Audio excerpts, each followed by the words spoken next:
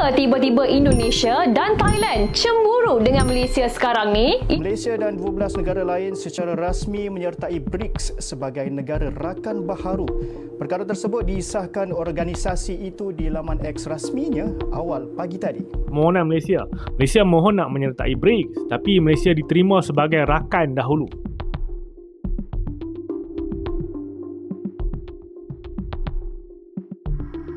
Bergabungnya Indonesia sebagai anggota penuh BRICS memang menjadi topik hangat, terutama bagi negara-negara tetangga seperti Malaysia. Indonesia dipandang lebih proaktif dalam menjalin hubungan internasional dan memperkuat posisinya di dunia. Hal ini tercermin dalam keputusan Indonesia untuk lebih aktif terlibat dalam kerjasama multilateral dan kawasan, serta menjalin hubungan dengan negara-negara berkembang besar, seperti yang dilakukan dengan BRICS. Sementara itu, Malaysia, meskipun memiliki hubungan ekonomi yang baik dengan negara-negara besar dan aktif dalam berbagai forum internasional, akan tetapi Malaysia tidak menjadi prioritas BRICS. Perbedaan ini menunjukkan bagaimana Indonesia, dengan kebijakan luar negeri yang lebih terbuka dan proaktif, berhasil memanfaatkan peluang untuk meningkatkan posisi geopolitiknya. Berikut tokoh Malaysia membongkar alasan kenapa Malaysia tidak diprioritaskan di BRICS. Because of the location. But coming back to Indonesia, its location in Southeast Asia, specifically along the Straits of Malacca, makes it a very important player because this waterway is the other important maritime trade routes that are vital to global economy, and BRICS is determined that its members must come from these regions, and Indonesia fits that bill. Number 4 is leadership. Indonesia is the de facto leader of ASEAN, or the Association of Southeast Asian Nations. It simply is because Indonesia is the biggest power in the region, and it is also a thought leader and a pathfinder for the countries in this part of the world. And therefore, Indonesia's voice, as globally speaking, is very important. And that is, I think, one of the most valuable assets, intangible assets that Indonesia brings to BRICS. For that reason, Indonesia is indispensable, if you ask me, for BRICS. And number 5, linked somewhat to its global leadership, is Indonesia's position on non-alignment. Now, Indonesia, as you know, is one of the founding fathers of, in fact, parents of the non-aligned movement with its Bandung conference in the 1950s.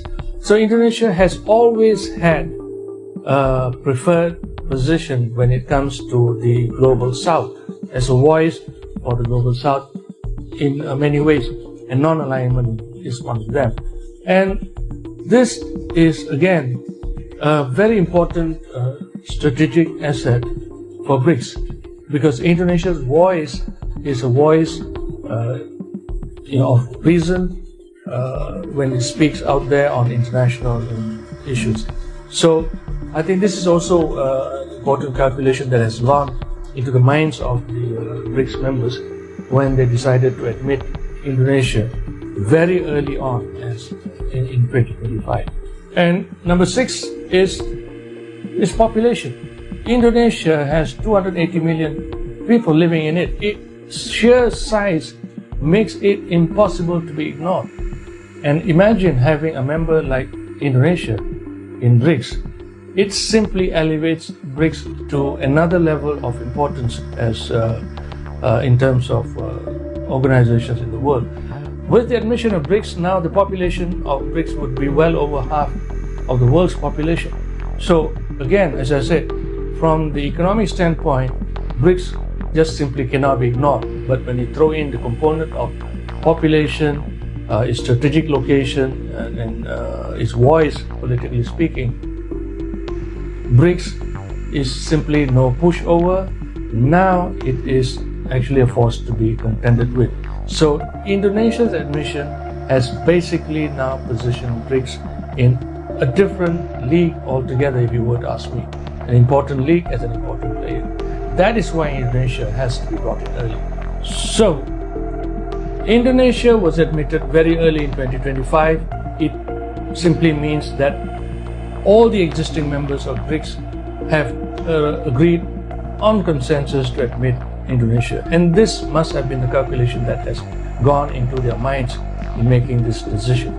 Now, I have mentioned to you that BRICS is positioning itself by putting in the strategic building blocks, starting with the strategic materials, the supply routes, and then it goes on to the banking system, which is another area which I've spoken about in the previous videos. I mentioned to you a little bit just now about the new development bank and this payment system called MBJ, etc. So you can see now a big picture emerging.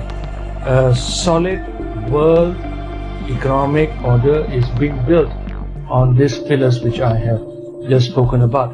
Of course, there is a long way to go, but BRICS is very careful and cautious about how it is going about doing it. It is in no hurry, in my opinion. I think it is also allowing the existing order to adjust itself so that it is not going to be confrontational. But here I think Indonesia's admission brings a lot of value.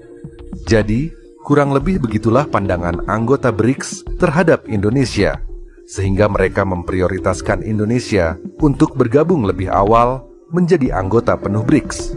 Meskipun pada tahun 2024 kemarin, India mengatakan bahwa untuk 5 tahun ke depan, BRICS belum bisa menerima anggota baru karena ingin melakukan seleksi lebih ketat pada negara calon anggota BRICS. Jadi Indonesia telah pun diterima sebagai anggota penuh oleh BRICS. Tapi kalau kita tengok berita sebelum ni, Malaysia pun dia join BRICS juga. Tapi kita bukan jadi anggota penuh. Kita adalah negara rakan dagang BRICS. Dekat sini, saya nak explain dengan korang bahawa dua status keanggotaan ni adalah dua perkara yang berbeza. Kalaulah sebuah negara tu dia adalah negara anggota penuh, ini bermaksud bahawa dia akan menjadi sebuah negara yang aktif di dalam aktiviti-aktiviti BRICS. Contohnya mesyuarat, perbincangan dan juga especially dari segi dasar dan juga hala tuju BRICS ni. Jadi diorang ni ada lebih suara lah dalam menentukan ke mana BRICS ni nak pergi. Tapi negara rakan BRICS macam Malaysia ni, kita tidak akan terlibat secara langsung dari segi dasar dan juga hala tuju BRICS, tapi kita akan sentiasa berkolaborasi dengan BRICS dalam apa jua projek ataupun inisiatif yang dijalankan oleh pihak diorang lah. Jadi secara keseluruhannya, sama ada negara tu dia adalah negara ahli penuh ataupun negara rakan, jadi beza dia adalah dari segi penglibatan negara itu di dalam organisasi BRICS. Jadi persoalan dekat sini adalah kenapa Malaysia tak jadi anggota penuh? Kenapa kita jadi negara rakan BRICS je? So saya nak kongsi pandangan saya lah kenapa benda ni berlaku. Yang pertama sekali adalah kita kena faham lah bahawa BRICS ni dia adalah satu organisasi yang mana ditubuhkan oleh negara-negara yang mempunyai saiz ekonomi yang besar. Contohnya macam Brazil, China, South Africa, Rusia. Walaupun Malaysia ni adalah negara yang di mana ekonomi dia growing, tapi saiz ekonomi kita tidaklah besar sangat. Kalau kita tengok dari segi population pun, saiz dia sangat berbeza dengan Indonesia. Indonesia ni dia hampir kepada 300 juta orang. Sementara tu kalau kita tengok dekat Malaysia pula, kita hanya sekitar 35-36 juta aja macam tu. Yang kedua pula, saya fikir ni ada kaitan dengan dasar negara kita, yang mana kita lebih kepada hendak menunjukkan kepada negara-negara dekat luar sana yang mana kita punya dasar ni adalah lebih neutral. Kita bukanlah pro kepada US, kita pun bukan pro kepada China.